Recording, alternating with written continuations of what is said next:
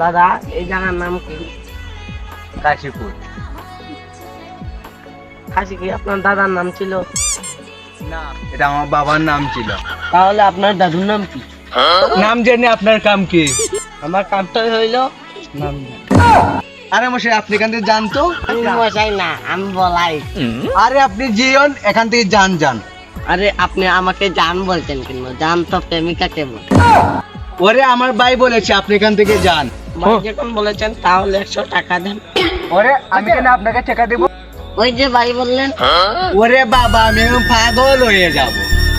আরে তার ভুল হবে কেন? ভুল তো মাতাও। এত মজায় পড়লাম। আমি আপনি জ্বালায় পড়েছেন, তাহলে স্কুলে কি পড়েছেন?